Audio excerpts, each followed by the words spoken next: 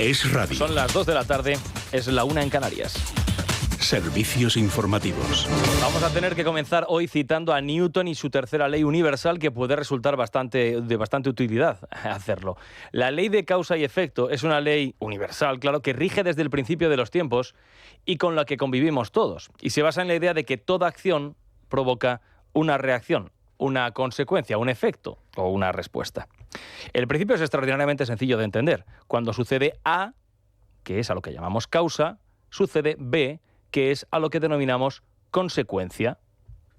Hay que recordar que esta noción también tiene su contraparte, porque todo efecto está causado por una acción previa. En el caso del juicio por revelación de secretos del fiscal general del Estado, el Gobierno, el Partido Socialista y el coro de papagayos que los jalean desde los medios sostienen que como el jefe de gabinete de Isabel Díaz Ayuso trasladó una mentira a la opinión pública, al fiscal general del Estado no le quedó mayor alternativa o más alternativa que combatir el bulo cometiendo un delito. Pachi López esta mañana. ¿Quién le ha llevado a esa situación? A la pareja de Ayuso. Yo creo que él mismo y los que le rodean, ¿no? Porque él que estaba, o con sus abogados estaban llegando a un acuerdo para lo que había defraudado, devolverlo a Hacienda, pues empezó a raíz de eso a montar toda una especie de espectáculo que no tiene ningún sentido, ¿no? Da a entender el portavoz socialista que, hombre, y lo manifiestan también, lo vienen manifestando numerosos dirigentes públicos del Gobierno y del PSOE, dan a entender que es que no tuvo otra alternativa, Álvaro García Ortiz. Ellos no conocen la ley universal de la causa y efecto. Porque el hecho de que Miguel Ángel Rodríguez, el jefe de gabinete de Ayuso, Mar, trasladase una información incorrecta, no obligaba indefectiblemente al fiscal general del Estado a combatirla revelando datos privados de un contribuyente o, lo que es lo mismo, cometiendo supuestamente el delito que ahora se está juzgando.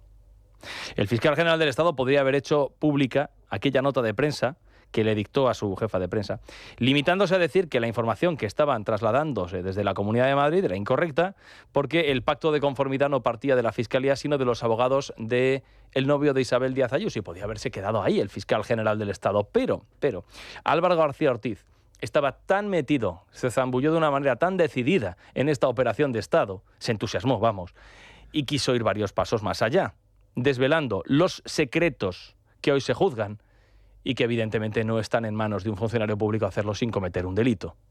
Por tanto, vamos a insistir una vez más en esto. No hay ley de causa-efecto aquí.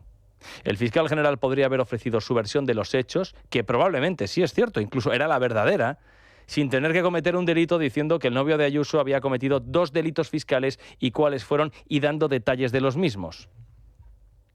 Dicen los socialistas que todo esto que estamos viendo es un estrambote. Y a mí todo este juicio lo que me parece es un estrambote. Quiero decir, que se esté juzgando a quien defendió la verdad, me parece que no debiera de tener cabida en un Estado de Derecho. Pero bueno, confío en que al final la justicia dé la razón al fiscal. Bueno, ya veremos. Ahora, esto es no entender lo más esencial. Es engañoso contraponer, en este caso, verdad a mentira. Casi sería más prudente decir si ha habido delito o no lo ha habido, que es en realidad lo que se está juzgando. No se está juzgando si aquí ha habido una verdad o una mentira. Miren, mentir puede no ser un delito. Y en cambio decir la verdad puede serlo cuando al hacerlo como fiscal general del Estado estás revelando un secreto, o lo que es lo mismo, cometiendo supuestamente un delito, porque eso no se puede hacer. Bueno, en este juicio, en la sesión de esta mañana, que ha sido muy interesante, lo van a ver ahora, ha comparecido como testigo el defenestrado líder de los socialistas madrileños, Juan Lobato. Y hoy era muy interesante escucharle mucho para comprender la magnitud de la operación política que desde el Palacio de la Moncloa se montó con el objetivo de eliminar a Isabel Díaz Ayuso del mapa político nacional. Y una operación en la que participó con entusiasmo, como estamos diciendo, el fiscal general del Estado revelando presuntamente secretos. Cuando Lobato recibió la orden de la Moncloa, estamos hablando de el mes de marzo del año 2024. Lobato recibió la orden de la Moncloa de utilizar la información con los datos personales de González Amador. El entonces secretario general de los socialistas madrileños sospechó que le estaban haciendo partícipe de lo que probablemente era un delito. Y sospechó porque él es técnico de Hacienda y sabía el riesgo que asumiría él mismo en primera persona al utilizar los datos privados de un contribuyente. Y claro, cuando él recibió del gabinete de presidencia del gobierno esos datos y le pidieron que los utilizase en la Asamblea de Madrid, lo primero que preguntó Lobato es de dónde ha salido esto, porque tal y como se lo estaban pasando, lo que decía Lobato es que iba a parecer que eso se lo estaban colando directamente o pasando directamente desde la Fiscalía. Sospechaba del carácter radiactivo de la documentación que estaba recibiendo. Hoy esto Lobato lo ha explicado en el juicio, ha explicado la prudencia que tuvo entonces. Entonces sí que es importante. ¿Usted creyó que venía de Fiscalía? Yo la información que tenía es la misma que tienen ustedes. De acuerdo. ¿Usted creyó que venía de Fiscalía? No es que creyera. Yo, por criterio de prudencia, pienso que, además como técnico de Hacienda del Estado, que ese es un documento que si no está certificado el origen, mejor no utilizar. Mejor no utilizarlo. Bueno, esto no es exactamente así, porque Lobato sí que lo utilizó. Como no quería utilizarlo, es tal cual. Pero claro, como le estaban diciendo, Juan, tienes que publicar esto, tienes que decir esto en la Asamblea de Madrid, que vas a tener delante a Isabel Díaz Ayuso en aquellos días. Lo que Lobato dijo fue, hombre, es que esto a lo mejor contiene algo, a ver si me voy a buscar un lío. Y entonces lo que hizo el Palacio de la Moncloa fue lo que es un clásico. Esto lo conocemos bien los periodistas y a lo mejor resulta algo más ajeno para los ciudadanos, pero lo que hizo el Palacio de la Moncloa fue mandarle la nota a un medio de comunicación satélite, en este caso el Plural. El objetivo es que lo publicasen y entonces Lobato podría citar al Plural en la Asamblea de Madrid. Citó a un medio de comunicación, pero se cuidó mucho de no decir los delitos. Ya lo van a ver. Recuerden, así lo hizo. Señora Ayuso, miente. Ayer mintió usted. Y hoy tenemos en todos los medios de comunicación la prueba de la mentira. El reconocimiento de que sí hubo delitos y que por lo tanto usted mintió. Esto sí que decía Lobato, lo tenemos ya en todos los medios de comunicación. Bueno, en realidad solamente estaba en el Plural, pero participó Lobato de la operación cuidándose, si se dan cuenta, mucho de no revelar en sede parlamentaria los datos personales del novio de Ayuso. Se limitó a decir, señora Ayuso, usted mintió. Y lo hizo. Tuvo esta conducta Lobato porque sabía que aquello podía constituir un delito. De hecho, cuando imputaron al fiscal general y se dio cuenta Lobato del lío en el que podría haberse metido, lo que hizo fue ir corriendo al notario a depositar las conversaciones de WhatsApp. ¿Qué conversaciones? Las que había mantenido con el Palacio de la Moncloa. ¿Con quién? Pues con Pilar Sánchez Acera, que es la jefa de gabinete de Óscar López, que era el jefe de gabinete de Pedro Sánchez.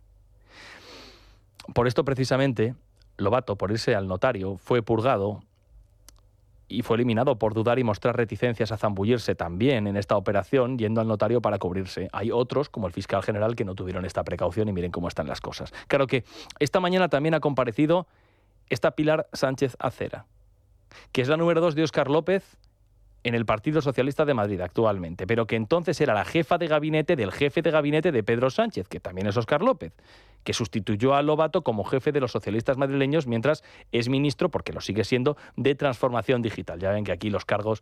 Bueno, le han preguntado esta mañana a Sánchez Acera si ese correo con los datos personales del novio de Ayuso, si ese no lo recibió de la Fiscalía. Si no lo recibió, entonces, ¿quién se lo mandó?